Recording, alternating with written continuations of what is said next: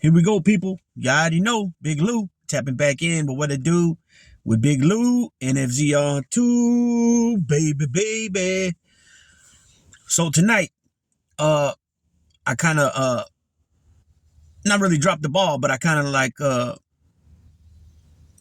bull jived on getting this video out for, and now tonight's the fight. Kind of like what I did with the Tank Davis, Hector Luis Garcia fight. I dropped the video like literally during the prelims of the card. Just was real busy that day. Yesterday I was real busy. I was out of town all day. From about 9 in the morning until about 4 o'clock. And then came home for about an hour. Excuse me. And then had to go take care of something. I had a little storage and I got a big storage so I can put my old school car in, because recently it got hit. Somebody hit it in the street and put a dent in it, and when it comes to those kind of cars, with that type of paint job, you can't just go get it matched. You know what I'm saying? Like a car like this, you can, if you get a little fender bender or a little whatever, you can just get it matched, because the car has a code, and that's the color code, it matches that color, and they can just match it. But when it comes to these kind of cars with the candy paint job, it doesn't matter if it's faded or not, or, whatever condition is in, like, as long as it's not all beat up and the car had no dents on it. You know what I mean? So it's worth it to pay the $400 a month to put it somewhere where it's safe. You know what I'm saying? So that's what I ended up having to do yesterday. I emptied out. I had to walk the stuff that I had in the storage to the new storage, which there were about 6 storages away. And then I had to sort out what I had in the storage and then throw away a lot of stuff, because I noticed there was some just a lot of spider webs and stuff. So there was no way I was going to clean some of that stuff. A lot of it was clothes and a few other things. So I just ended up deciding to toss those. But at the same time, since there were spiders, webs, I didn't want to put any of that stuff in this car in the back. This is one of those little SUVs, in the back. So I had to walk everything to the dumpster. So you can only carry so much, right? Especially with all the webs. I didn't want all that touching me. So it took me a while to do it. It took me about an hour and a half, almost 2 hours to do it. And then when I got home, because they know I'm putting the car in there, I was supposed to bring, and I forgot. And they told me I was supposed to bring the current registration with the proof of insurance, which I forgot. So what I had to do is, once I got home, I had to go I found the registration immediately, but it took me a minute to find the proof of insurance. I just couldn't remember where I put it at, but then I ended up finding it, and I had to I had to take pictures of it and then send it through the email. So got all that taken care of yesterday. So that's what messed me up from putting a video out. But nonetheless, here we go. So this is the UFC 283, right? There's 2 titles on the line on this card. I'm only going to talk about 3 fights because, to be honest, besides Johnny Walker, I don't know who the other people are. And I really don't know much about Johnny Walker either. I just know his name. So you got one woman's bout. So you got a light heavyweight title fight, a flyweight title fight. You got a welterweight fight, a woman flyweight fight, and a light heavyweight fight. So I'm just going to speak on the first 3. So you got Glover Teixeira, right? 43-year-old Glover Teixeira, who is 33-8, going up against the young buck, Jamal Hill, who is only 11-1 and 0 with 1 no contest. So Teixeira is 43 years old. He is an ex-light heavyweight champ. He had the belt before. He beat Jan Blachowicz, however you say his name, the guy that fought the last UFC for the vacant belt. And it ended up being a draw, which he thought, and he said, I need to watch the fight again, but I think I lost. And I can't think of the other guy's name right now. Excuse me. And so, but beforehand, he was going to take the fight.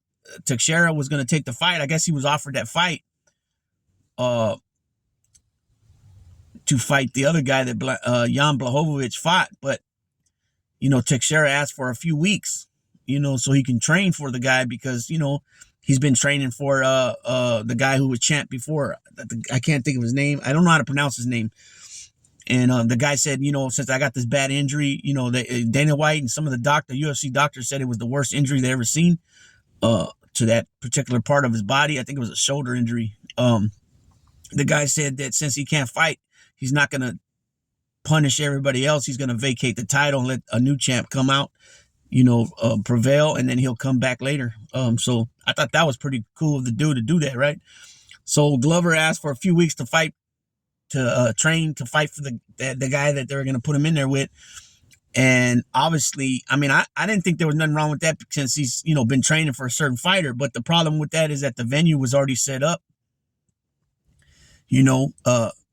so basically what they did was they just took out, Glover took Sarah and the guy who was champ at the time, took their names out and slid in Jan Blachowicz and the other guy. I can't think of the other guy's name. Sorry, people.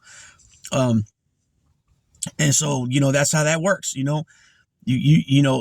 I'm pretty sure that with all the flyers, all the ads they put out for the, that particular event, they would lose so much money if they were to put off an event for a couple of weeks. You know what I mean? And who to say that they would be able to get that venue again at the same location. So it's all a business. Everything that comes down to, when it comes down to these things, is all business. It's business. There's all the reasoning behind everything is business oriented, and that means money. You know what I'm saying? So, and I thought that when I seen Teixeira on Ariel Helwani's show, he was a little upset and disappointed about things, and Ariel was trying to push the issue, and I get it. Ariel doesn't like Dana White, you know what I'm saying? So I get it, plus it brings content, you know what I'm saying? It brings content, aftermath type things, controversy, talking about it later, how he said that they should have called and reached out to him, blah, blah, yada, yada, yada, bop, bop, bop, bop, like my boy Carlos says. But yeah, so, but Glover was like, Glover was real smooth about it. He was real humble about it. And he was honest. He said, yeah, I was a little disappointed. I was a little mad. He goes, but, at the end of the day, things happen for a reason. And then look what happens. They call it a draw, the judges. And then the next fight is for him. Now he's fighting this youngster, Jamal Hill. Jamal Hill, I don't know too much about. Obviously, I can tell he's a youngster by looking at him compared to Teixeira. Teixeira's in his 40s. And Glover's got 41 fights. So he has 41 fights. So he has almost 4 times the amount of fights as Jamal Hill. So will that come into play and be in his favor? The experience, the fact that he's been in there with real tough dudes, the fact that he's been in there as a champion before. I really don't know who he's fought all together. I know he's fought Rumble Johnson. I know he's fought Jan Blachowicz. Jamal Hill, like I said, I don't know much about him. So I really don't know, I'm just going to go with Glover because of his experience, the fact that he's OG. And you guys know, I always put this out there. I always go for the OGs. You know what I mean? Unless the person is like from my area or the person is my nationality or something like that. Then that might change it up a little bit for me. But I'm gonna go with Teixeira on this one. And we'll see what happens, right? And then in the flyweight, the co-main event is this is gonna be their 4th time these guys fought. It's been a win for each one of them and a draw. So this is gonna be their 4th fight. So basically, this is the rubber match. This would be considered, I guess, the rubber match. Whoever wins this one will come out ahead in the 4-fight series. Normally it's the rubber match is usually the 3rd fight, but since they both have a win and they have a draw, it's still pretty even, right? The draw means even, and they both got to win a piece. So whoever wins this one will be considered the winner of the series, and then that's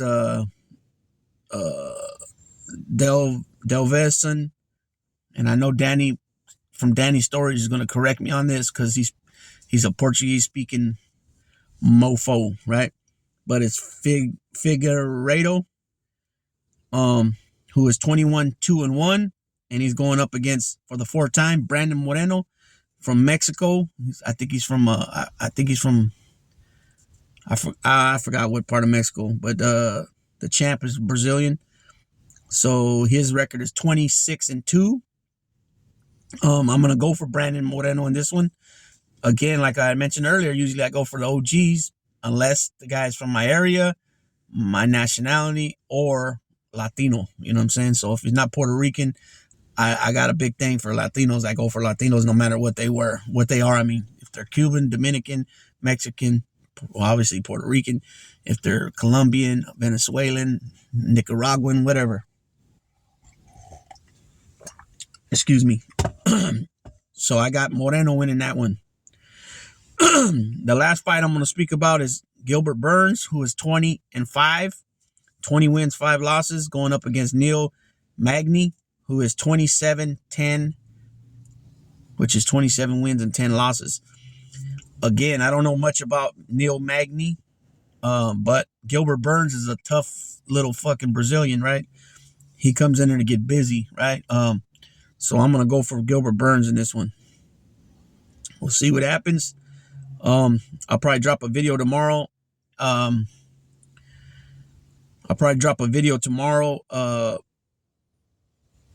Speaking of the highlights, I won't be watching it, but I will be watching the results and the highlights and the little clips that they drop on Twitter. You know, they drop the Twitter on the. If you Google it, they'll have Twitter little clips you can see. And then I'll probably report tomorrow who won. With that being said, Big Lou's tapping on out on this one. UFC 283. Baby.